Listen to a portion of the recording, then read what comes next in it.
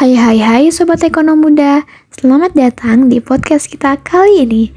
Gimana nih teman-teman kabarnya? Semoga sehat selalu ya. Bersama dengan saya Bunda Tifah yang akan menemani Anda semua untuk ngobrol-ngobrol sejenak tentang tema yang sangat krusial pada saat ini, yaitu indikator PDB syariah, alat ukur pengembangan ekonomi dan keuangan syariah. Adapun sumber yang kita jadikan rujukan itu merupakan hasil dari Kajian Ekonomi dan Keuangan Syariah Indonesia atau KEKSI Bank Indonesia tahun 2023. Sobat Ekonom Muda, sebelum kita berselayang pandang lebih jauh mengenai indikator PDB syariah ini, mari kita perkenalan dulu mengenai konsep dan definisinya. Perlu teman-teman ketahui bahwasannya pengembangan indikator PDB syariah ini dinilai sangat penting untuk memperkuat sektor ekonomi keuangan syariah serta memperkuat pembinaan statistik nasional oleh Badan Pusat Statistik. Ekonomi syariah berfokus pada konsep memberikan manfaat bagi semua unsur dalam aktivitas ekonomi dengan prinsip-prinsip yang menilai aktivitas usaha dengan baik. Prinsip syariah ini adalah aktivitas yang tidak mengandung riba, gharar, maisir, dan juga haram. Kemudian, dalam mengukur indikator PDB syariah, ada metodologi yang dilakukan. Adapun di antara seluruh metodologi, yang pertama adalah identifikasi indikator utama. Perlu teman-teman ketahui bahwasannya salah satu indikator umum ekonomi di Indonesia adalah produk domestik bruto atau biasa kita kenal dengan PDB.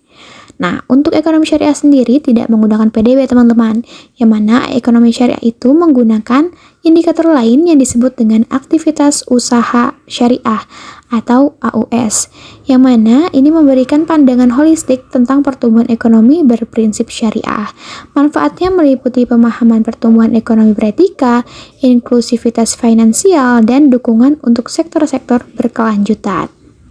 Berikutnya adalah tahapan penyusunan produk domestik bruto atau PDB syariah.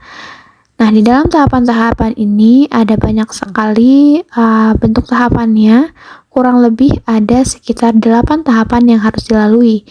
Yang pertama, tahap pertama adalah pemetaan ruang lingkup indikator PDB syariah, kemudian dilanjut apabila itu sudah memenuhi, dilanjut dengan tahapan kedua, yaitu penetapan klaster sebagai komponen indikator PDB syariah.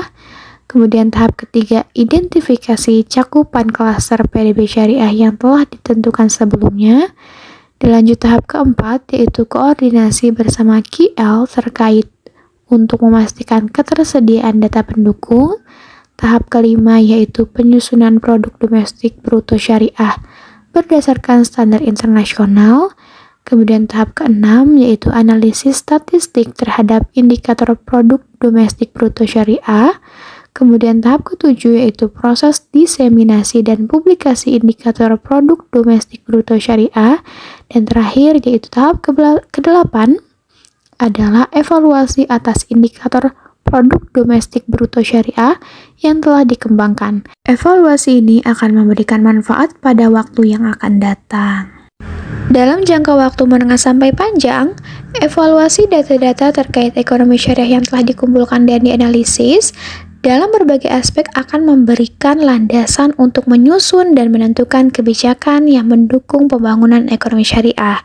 Proses evaluasi membantu identifikasi area atau poin penting yang memerlukan perhatian lebih lanjut guna meningkatkan kebijakan yang efisien dan tepat sasaran.